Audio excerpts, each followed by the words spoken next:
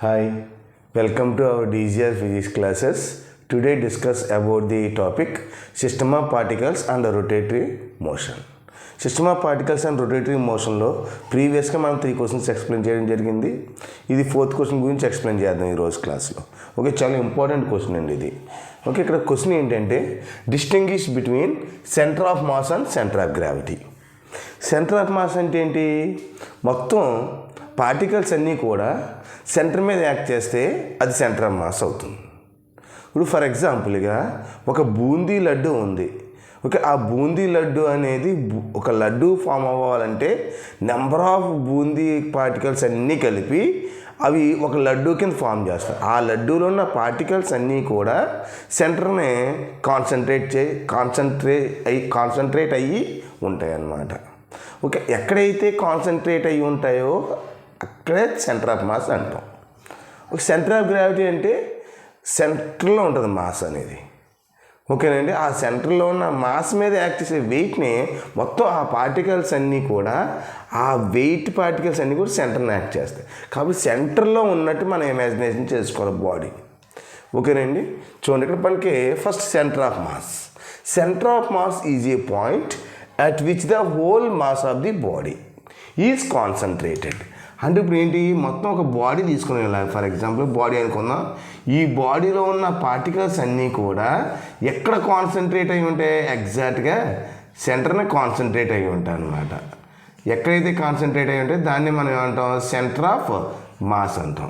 ఇప్పుడు స్టోన్ అన్నా ఏదైనా ఒక బాడీ ఫామ్ అవ్వాలన్నా ఆ బాడీలో ఉన్న పార్టికల్స్ అన్నీ కూడా సెంటర్ని కాన్సన్ట్రేట్ అయి ఉంటాయి. సెంటర్ని కాన్సన్ట్రేట్ అయి ఉంటాయి.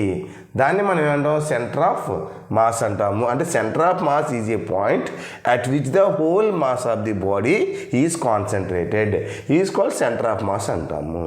నెక్స్ట్ ఇందులో ఫస్ట్ మనం centre of gravity. Centre of gravity is a point through which the weight of the body acts. అంటే ఇప్పుడు ఫర్ ఎగ్జాంపుల్గా ఇప్పుడు మొత్తం ఒక బాడీ ఎలా ఉంది, ఈ బాడీలో ఉన్న పార్టికల్స్ అన్నీ కూడా సెంటర్ని కాన్సన్ట్రేట్ అయి ఉంటాయని చెప్పాం కదా. ఈ సెంటర్లో ఉన్న మాస్ని వెయిట్ అలాగే గ్రావిటీ అనేది డౌన్వర్డ్స్కి యాక్ట్ చేస్తుంది. దీన్నే మనం ఏమంటామంటే సెంటర్ ఆఫ్ గ్రావిటీ అంటాము. ఏదైనా ఒక బాడీ తీసుకున్నప్పుడు ఆ బాడీ యొక్క మాస్ని మనం సెంటర్లో ఉన్నట్టు ఇమాజినేషన్ చేసుకోవాలి. ఓకే, అప్పుడు ఆ వెయిట్ అనేది డౌన్వర్డ్స్కి యాక్ట్ చేస్తుందని చెప్పచ్చు. ఈ పాయింట్ని మనం సెంటర్ ఆఫ్ గ్రావిటీ అంటాం.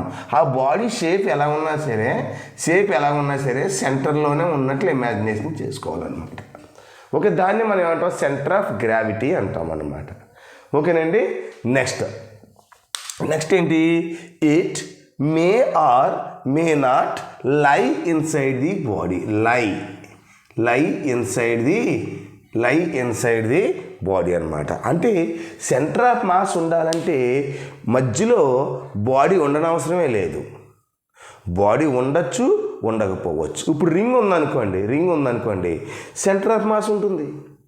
లేకపోతే ఒక ప్లేట్ ఉందనుకోండి, మనం భోజనం చేస్తాం కదా, ఆ ప్లేట్ ఉందనుకోండి, ఆ ప్లేట్కి సెంటర్ ఆఫ్ మాస్ ఉండొచ్చు. రింగ్కి సెంటర్ ఆఫ్ మాస్ ఉంటుంది. ఓకేనమ్మా, ఆ ప్లేట్కి సెంటర్ ఆఫ్ మాస్ ఉండదు. అంటే అక్కడ ఆ plate may or may not lie inside the body.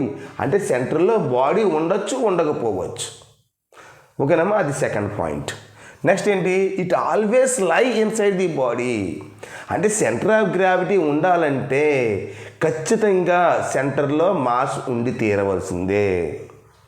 అర్థమవుతుందండి? అంటే రింగ్ ఉందనుకో దాని సెంటర్ ఆఫ్ గ్రావిటీ ఉండదు.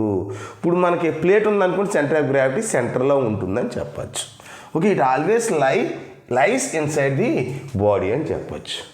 ఓకే, నెక్స్ట్ థర్డ్ పాయింట్ చూడమ్మా. Centre of mass is independent of acceleration due to gravity. Centre of mass అనేది యాక్సలరేషన్ డ్యూ టు గ్రావిటీ మీద ఆధారపడదు.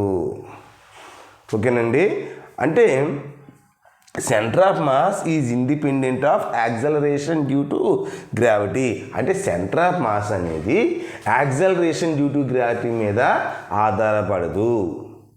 Okay, ఎందుకని? మధ్యలో బాడీ ఉంటేనే యాక్సలరేషన్ డ్యూ టు గ్రావిటీ ఉన్నట్టు. కానీ మధ్యలో బాడీ ఉండొచ్చు, ఉండకపోవచ్చు కదా సెంటర్ ఆఫ్ మాస్కి. అందుకనే independent of acceleration due to gravity. Next ఇక్కడ చూడండి third point. Centre of gravity depends on depends upon acceleration due to gravity. ఎందుకంటే సెంటర్ ఆఫ్ గ్రావిటీ ఉండాలంటే ఖచ్చితంగా మధ్యలో బాడీ ఇంటికి తెరవలసిందే. అందుకనే depends on acceleration due to gravity. Okay, next fourth point చూడమ్మా. It is the nature of motion of the body.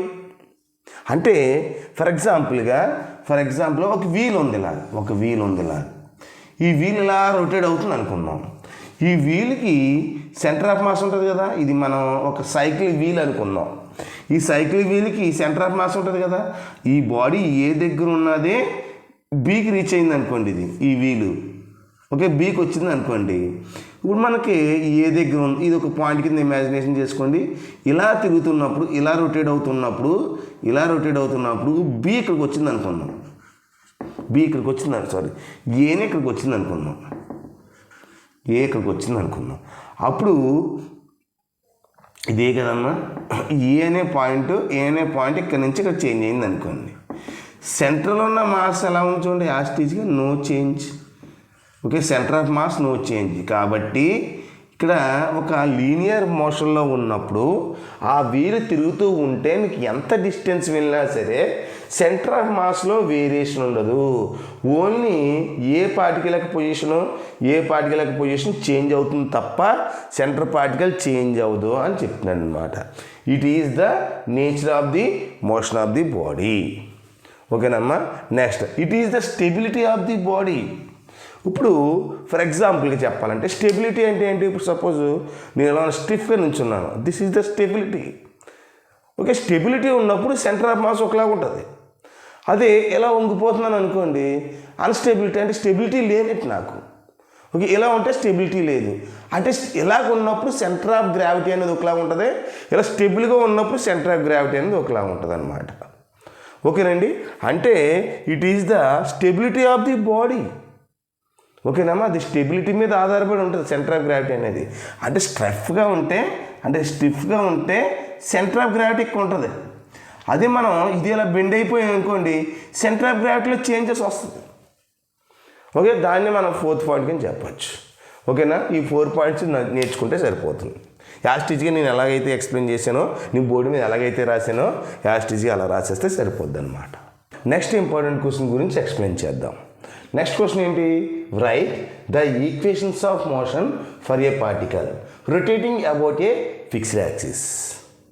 Okay, యాక్చువల్గా మనకి ఈక్వేషన్స్ ఆఫ్ మోషన్ అంటే మనకి ఒక బాడీ లీనియర్గా మూవ్ అవుతున్నప్పుడు కైనమాటిక్స్ చాప్టర్లో ఈక్వేషన్స్ ఆఫ్ మోషన్ గురించి నేర్చుకున్నాం.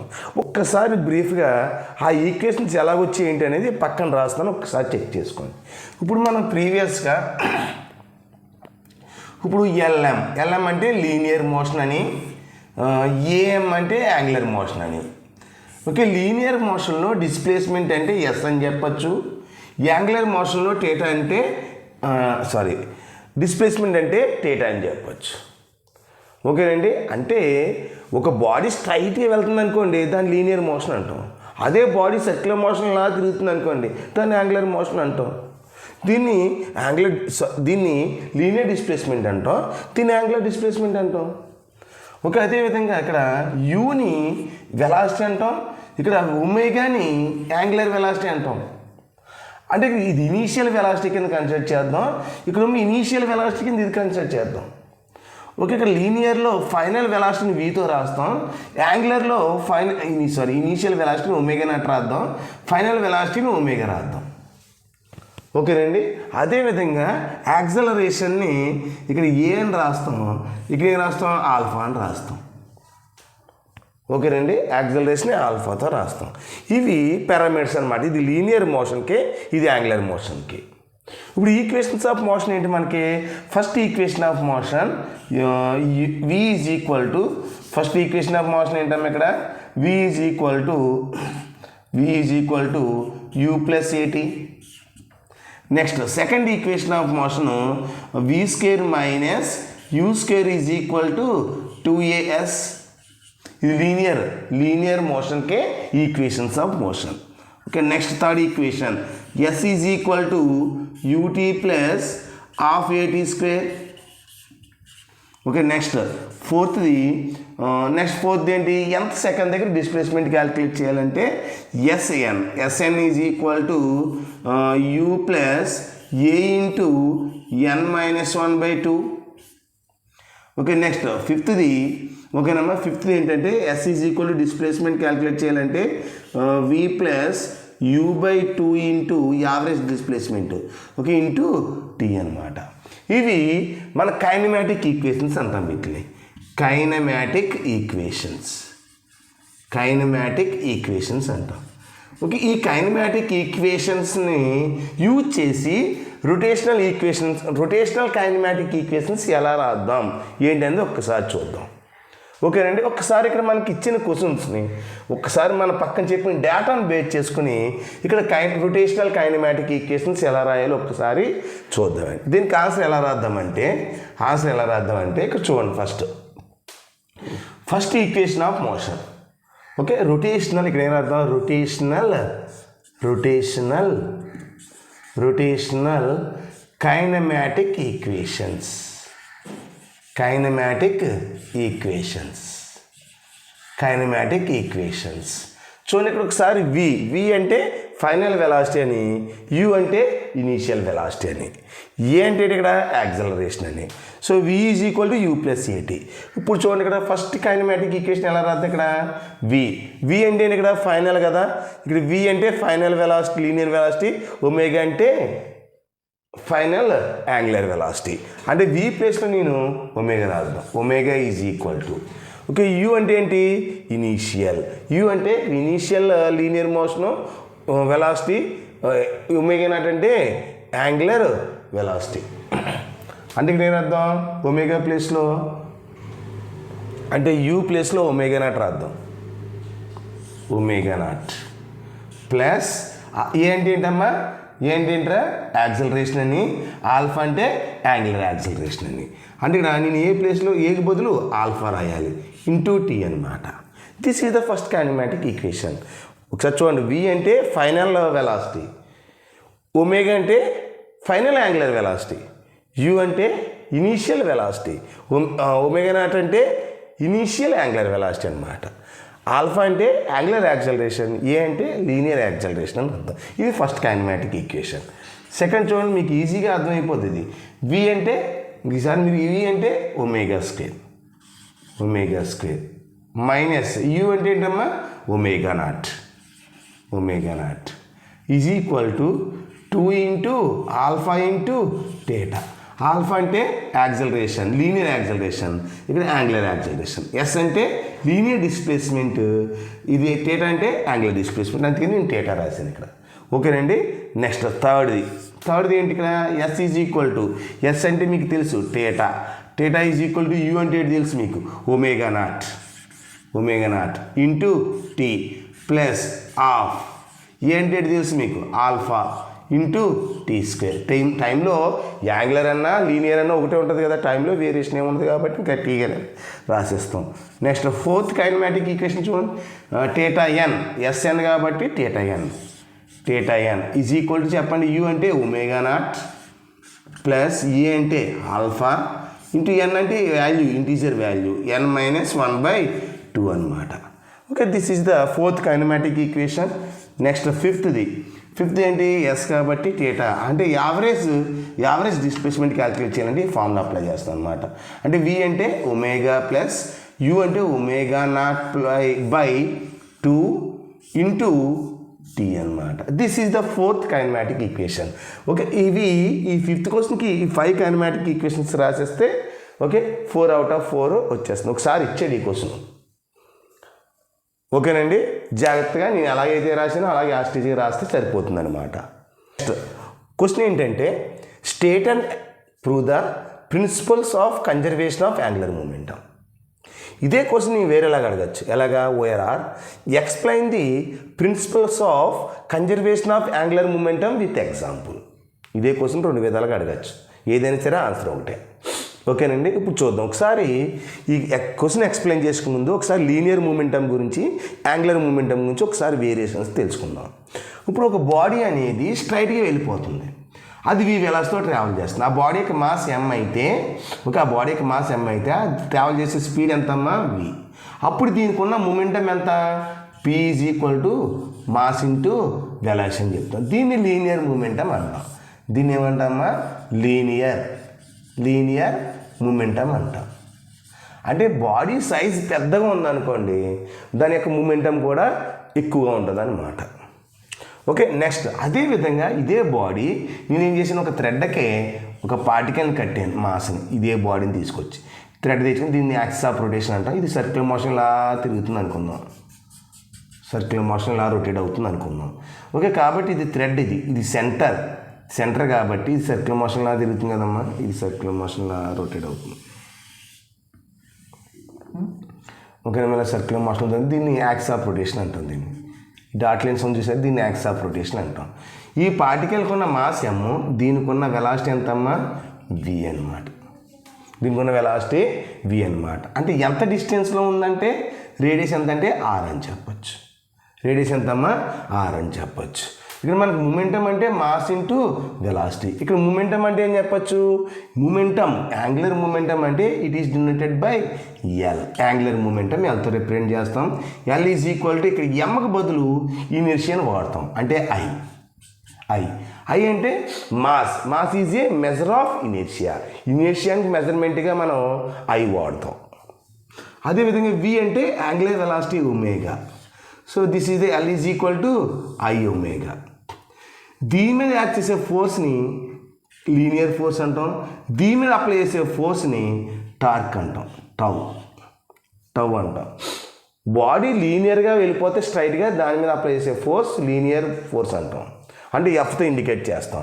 అంటే ఎఫ్తో ఇండికేట్ చేస్తాం కాబట్టి ఎఫ్ కావాలనుకోండి న్యూటన్ సెకండ్లా dp/dt అని చెప్తాం. ఇక్కడ ఏం చెప్పొచ్చు, టార్క్ కావాలనుకోండి dl/dt అని చెప్తాం. అంతే, జస్ట్ ఏమీ లేదండి, dl/dt. ఇక్కడ p లీనియర్ మూమెంటం p కాబట్టి dp/dt అని రాస్తాం. ఇక్కడ యాంగులర్ మూమెంటం l కాబట్టి dl/dt రాస్తాం. దీన్ని ఇంకొకలా రాసుకోవచ్చు. ఎలా రాసుకుంటాం, iα. దీన్ని ఇంకొకలా రాసుకోవచ్చు. ఎలా రాస్తాం, ma. తెలుసు కదా మీకు, ఇది లీనియర్, ఇది యాంగులర్, అంతే జస్ట్. ఇప్పుడు చూడండి మనం ఎగ్జామ్లో ఏ విధంగా రాయాలి ఇది ఒకసారి మీకు తెలియడం కోసమే ఇది బ్రీఫ్గా ఎక్స్ప్లెయిన్ చేశాను. ఇంకొకసారి ఇది ఏం రాయట్లేదు మన ఎగ్జామ్లో. లీనియర్ ఫోర్స్ అంటే ఏంటి, యాంగులర్ ఫోర్స్ అంటే ఏంటి, లీనియర్ మూమెంటం అంటే ఏంటి, యాంగులర్ మూమెంటం అంటే ఏంటి, అవి ఒకసారి ఐడియా కోసం మీకు ఎక్స్ప్లెయిన్ చేయడం జరిగిందనమాట. ఓకే, నెక్స్ట్ ఒకసారి మన ఎగ్జామ్లో ఏ విధంగా రాయాలో ఒకసారి చూద్దాం. ఫస్ట్ స్టేట్మెంట్ ఎలా రాస్తామంటే, if there is no external force acting on any rotating system. Okay, any rotating system the total angular momentum of the system remains constant. అంటే ఒక సిస్టమ్ ఉందండి, ఆ సిస్టమ్ మీద నువ్వు ఎటువంటి ఎక్స్టర్నల్ టార్క్ అప్లై చేయలేదన్నమాట. అంటే if there is no external torque acting on any rotating system. ఇప్పుడు మనకి బాడీ ఎలా ఉంది, ఇది రొటేట్ అవుతుంది ఇలా సర్క్యులర్ మోషన్లో, ఇది యాక్సిస్ ఆఫ్ రొటేషన్, ఇది పార్టికల్లో. ఈ పార్టికల్ మీద ఇలా సర్క్యులర్ మోషన్ ఇలా తిరుగుతుంది అనమాట. ఇది సెంటర్ కాబట్టి ఈ రేడియస్ ఎంతమ్మా r అనమాట. దీని గురించి అలా ఉంచండి. ఓకే, ఈ సర్కిల్ పాత్ర ఇలా తిరుగుతున్నప్పుడు దీని మీద నేను టార్క్ అప్లై చేయలేదు. తిరుగుతున్న బాడీస్ మీద ఎటువంటి టార్క్ అప్లై చేయలేదు. అంటే ఇక్కడ అప్లై చేసే torque force 0 if there is no external torque acting on rotating system. ఈ రొటేటింగ్ అవుతున్న బాడీ మీద నేను ఎటువంటి టార్క్ ఫోర్స్ అప్లై చేయలేదు. అంటే రొటేటింగ్ బాడీ మీద కాబట్టి టార్క్ ఫోర్స్ 0 కాబట్టి ఇక్కడ ఏమన్నాడు, the total angular momentum of the system remains constant. Okay, the total angular momentum of the system remains constant. దీన్ని ఎలా రాద్దాం, ఇక్కడ మనకి రిలేషన్ బిట్వీన్ అంటే the rate of change of angular momentum. Formula రాద్దాం, the rate of change of angular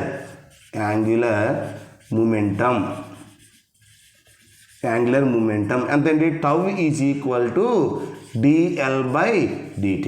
అంటే ఇది angular momentum కాబట్టి యాంగులర్ ఫోర్స్ అప్లై చేస్తాం. ఓకే, దీన్ని టార్క్ ఫోర్స్ అంటాం.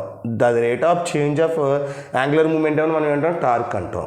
The rate of change of linear మూమెంటంనే ఫోర్స్ అంటాం. సో మనకు tau is equal to dl/dt. ఇక్కడ మనకి ఏమన్నాడు, ఈ రొటేటింగ్ సిస్టమ్ మీద ఎటువంటి ఫోర్స్ అప్లై చేయలేదంట, టార్క్ ఫోర్స్. కాబట్టి టౌ ఈజ్ ఈక్వల్ టు 0 అంటే 0 అప్లై చేసాం. Is equal to dl/dt. Okay, dl/dt. ఇది ఏమి ఎగ్జామ్లో రాయని అవసరం లేదు. చూడండి ఇక్కడ టౌ ప్లేస్లో 0 రాసాం, అంటే dl/dt. అంటే dl/dt ఈజ్ ఈక్వల్ ఎంత అవుతుందమ్మా, dl/dt అంటే ఈజ్ ఈక్వల్ ఎంత, 0 అయిపోతుంది. అంటే dl ఈజ్ ఈక్వల్ ఎంత అవుతుందమ్మా, 0 అయిపోతుంది. ఎందుకని, ఇక్కడ టార్క్ 0 కాబట్టి dl is equal to cross multiplication చేస్తే 0 అయిపోతుంది అనమాట. అంటే దీని అర్థం ఏంటి, ఇక్కడ dl 0 అవుతుందంటే యాంగులర్ మూమెంటం అనేది ఇనీషియల్ యాంగులర్ మూమెంటం 0 అవుతుంది, ఫైనల్ యాంగులర్ మూమెంటం అనేది 0 అవుతుంది. ఓకేనండి. అంటే ఇక్కడ ఇనీషియల్గా సపోజ్ ఫర్ ఎగ్జాంపుల్ ఇనీషియల్గా ఇక్కడ ఉంది. So initial angular momentum L అయితే అదే బాడీ ఇక్కడికి రాలేదనుకోండి, ఫైనల్ ఇక్కడ ఎక్కడ ఉందనుకుందాం, ఫైనల్ యాంగులర్ మూమెంటం కూడా LA అవుతుంది, నో చేంజ్. కాబట్టి LF మైనస్ LI అంటే DL ఈజ్ ఈక్వల్ టు 0 అంటే దీని అర్థం ఏంటి, LF minus LI is equal to 0. LF minus LI అంటే చేంజ్ ఇన్ మూమెంటం. LF ప్లేస్లో L రాసుకోండి, LI ప్లేస్లో L రాసుకోండి, అంటే L minus L is equal to 0 అనమాట. అంటే ఇక్కడ దీని అర్థం ఏంటి, angular momentum is constant. Okay, angular momentum is constant అయితే DL వాల్యూ 0 అవుతుంది. యాంగులర్ మూమెంటం అనేది కాన్స్టెంట్గా ఉంటే చేంజ్ ఇన్ యాంగులర్ మూమెంటం అనేది ఏమవుతుందమ్మా, ఇక్కడ 0 అవుతుందని చెప్పచ్చు. సో ఇక్కడ మనకి ఏమవుతుంది, ఓకే, L ఈజ్ కాన్స్టెంట్. అంటే L ఈజ్ ఈక్వల్ ఏమవుతుందమ్మా, కాన్స్టెంట్ అవుతుంది. L is equal to constant అయితే దీని నుంచి మనం ఎలా రాసుకోవచ్చు, another equation that employees L అంటే I omega is equal to constant అని చెప్పచ్చు. I omega is equal to constant అని చెప్పచ్చు. ఓకే, జస్ట్ మీకు అర్థం అవ్వడం కోసం చెప్పాను, ఇది రాయక్కర్లేదు ఎగ్జామ్లో. ఓకేనమ్మా. ఓకే, అంటే దీన్ని ఎలా రాయచ్చు అంటే ఇక్కడ L is equal to constant అంటే dl/dt, DL వాల్యూ 0 అయినప్పుడు, చేంజ్ ఇన్ యాంగులర్ మూమెంటం 0 అయినప్పుడు యాంగులర్ మూమెంటం అనేది కాన్స్టెంట్ అవుతుంది.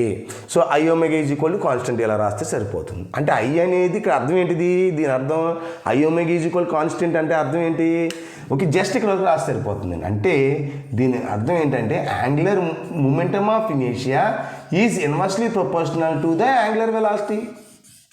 ఇది గుర్తుపెట్టుకున్న పాయింట్.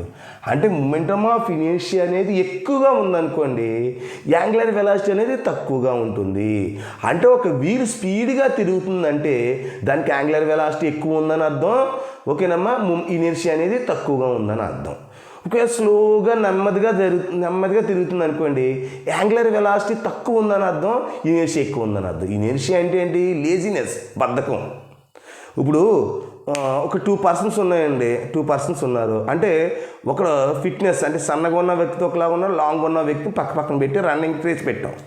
ఎవడు స్పీడ్గా పెరిగెడతాడంటే మనం ఏం చెప్తాం, ఎవడు స్పీడ్గా రన్నింగ్ చేస్తాడంటే సన్నగా ఉన్న వ్యక్తి కొద్దిగా స్పీడ్గా వెళ్ళిపోతాడు. అంటే ఆ సన్నగా ఉన్న వ్యక్తి ఇనర్షియా అనేది తక్కువ ఉంటుంది, యాంగులర్ వెలాసిటీ అనేది ఎక్కువ ఉంటుంది అనమాట. అది అర్థం. అంటే దీనికి మీకు అర్థం కావాలని చెప్పాను అంతే.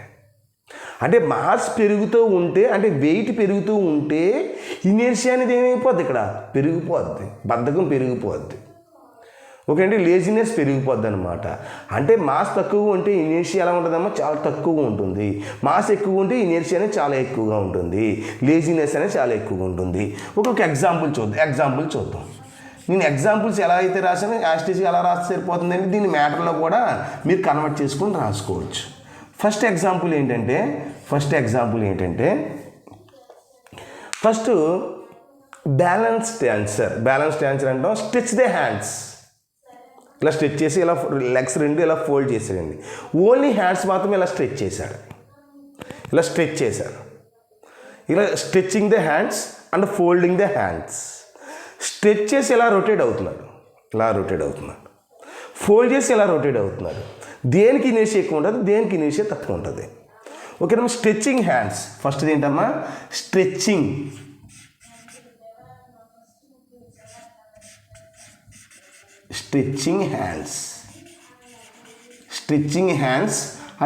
హ్యాండ్స్ అంటే ఫర్ ఎగ్జాంపుల్గా పర్సన్ ఇలా ఉన్నాడు అనమాట. ఓకే, రఫ్గా వేస్తున్నాను అంతే డయాగ్రాము. ఓకే, స్ట్రెచ్ చేసి ఉన్నాడు ఇలాగా హ్యాండ్స్ రెండు ఇలా స్ట్రెచ్ చేసినప్పుడు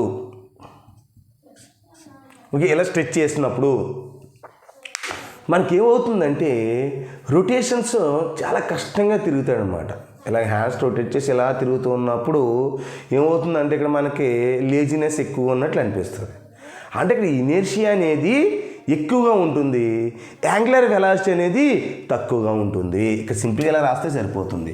అంటే ఐ అనేది ఎలా ఉంటుంది ఇక్కడ మనకి లార్జ్, ఐ అనేది చాలా ఎక్కువగా ఉంటుంది, యాంగులర్ వెలాసిటీ ఈజ్ స్మాల్ అన్నమాట, తక్కువగా ఉంటుందని అర్థం. ఇలాగ ఉన్నప్పుడు ఒకవేళ మనం ఫోల్డింగ్ హ్యాండ్స్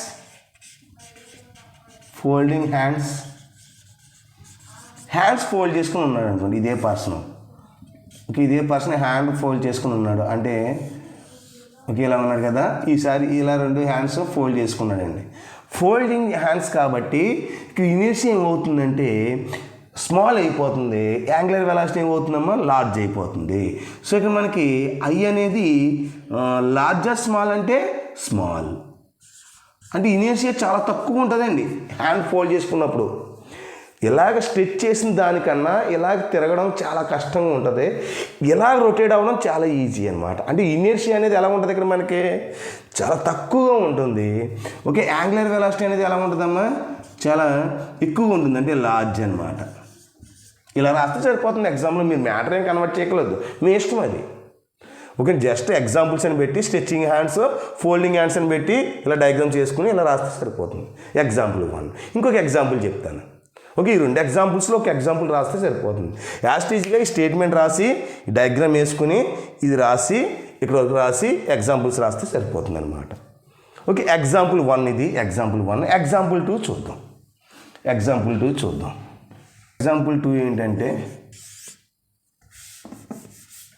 ఫస్ట్ రా ఎగ్. ఇది 2 మార్క్స్కి అడుగుతాడు కాబట్టి ఈ ఎగ్జాంపుల్ చెప్తాను మీకు.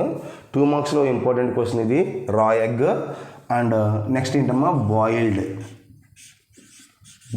ఎగ్ అనమాట. రా ఎగ్, బాయిల్డ్ ఎగ్. ఇప్పుడు రా ఎగ్ అంటే ఏంటి మీకు తెలుసు కదా, ఉడకపెట్టిన గుడ్డు తీసుకున్నాం, ఇది ఎగ్ అనుకున్నాం, ఇది ఎగ్, ఇది బాయిల్డ్ ఎగ్. ఈ రా ఎగ్కి పార్టికల్స్ వేద్దాం, అంటే ఉడకపెట్టలేదు కాబట్టి పార్టికల్స్ అన్నీ కూడా లిక్విడ్ రూపంలో ఉండిపోతాయి. ఇది ఉడకబెట్టిన తర్వాత ఆ పార్టికల్స్ అన్నీ కూడా సాలిడ్గా కన్వర్ట్ అయిపోతాయి అన్నమాట. ఓకేనా, ఇప్పుడు చూడండి. ఇప్పుడు ఇది లోపల ఇంటర్నల్గా పార్టికల్స్ ఉంటాయి, అంటే లిక్విడ్ పార్టికల్స్ ఉంటాయి. ఆ లిక్విడ్ పార్టికల్స్ ఏం చేస్తాయంటే మనం ఎలా తిప్పినప్పుడు ఆ లిక్విడ్ పార్టికల్స్ ఏంటి ఈక్వల్గా డిస్టర్బెన్స్ అవ్వవు, అంటే ఇటు సైడ్ వాళ్ళకి ఈక్వల్గా డిస్టర్బ్ అవ్వవు. కాబట్టి ఈ పార్టికల్ ఎలా ఫోర్స్ యాక్ట్ చేస్తే ఈ పార్టికల్ ఎలా ఫోర్స్ యాక్ట్ చేస్తూ ఉంటుంది అనమాట, అంటే తిప్పేస్తూ ఉంటుంది ఈ ఎగ్ని. అంటే తిప్పుతూ ఉన్నప్పుడు ఇక్కడ అంటే ఇనర్షియా అనేది పెరిగిపోద్ది అనమాట. రా ఎగ్కి ఇనర్షియా ఎక్కువగా ఉంటుంది, ఎందుకంటే అది లిక్విడ్ పార్టికల్స్ ఉంది కాబట్టి. ఆ పార్టికల్స్ అన్నీ కూడా వాల్స్ డిఫరెంట్ డైరెక్షన్లో ఫోర్స్ని అప్లై చేస్తాయి. కాబట్టి ఇక్కడ మనకి ఇనర్షియా అనేది చాలా ఎక్కువగా ఉంటుంది, అంటే ఇనర్షియా ఈజ్ లార్జ్. అంటే యాంగులర్ వెలాసిటీ అనేది ఎలా ఉంటుంది చాలా తక్కువగా ఉంటుంది, స్మాల్. అంటే రా ఎగ్ని మనం తిప్పినప్పుడు అది స్లోగా తిరుగుతుందండి, అంటే ఇనర్షియా ఎక్కువ ఉంటుంది, యాంగులర్ మూమెంటం అనేది తక్కువ ఉంటుంది. సరే, ఇనర్షియా అనేది ఎలా ఉంటుందమ్మా, ఇక్కడ మనం ఎగ్ని రొటేట్ చేసినప్పుడు ఐ అనేది అంటే ఇనర్షియా అనేది చాలా ఎక్కువగా ఉంటుంది, యాంగులర్ వెలాసిటీ అనేది చాలా తక్కువగా ఉంటుంది. అదే దీన్ని బాయిల్ చేసిన తర్వాత అది లిక్విడ్ పార్టికల్స్ కాస్త సాలిడ్ పార్టికల్గా కన్వర్ట్ అయ్యి అప్పుడు ఏమవుతుంది, ఎగ్ని రొటేట్ చేసామనుకోండి ఈజీగా తిరిగిపోద్ది. అంటే దానికి ఐ వాల్యూ ఎలా ఉంటుంది, చాలా తక్కువ ఉంటుంది, లేజినెస్ తగ్గిపోద్ది ఎగ్కి. అప్పుడు యాంగులర్ వెలాసిటీ ఏమవుతుంది ఇక్కడ మనకి పెరిగిపోద్ది, అంటే లార్జ్. ఓకేనా, లార్జ్. ఓకేనా, మీ రా ఎగ్, బాయిల్డ్ ఎగ్ ఇలా రాస్తే సరిపోతుందండి. Second example. ఈ 2 ఎగ్జాంపుల్స్ రాసి ఇలా రాస్తే 4 మార్క్స్ సరిపోతుంది. ఓకేనండి, ఈ వీడియో కనుక మీకు నచ్చినట్లయితే లైక్ చేయండి, షేర్ చేయండి. Please subscribe my DGR physics classes. Thank you.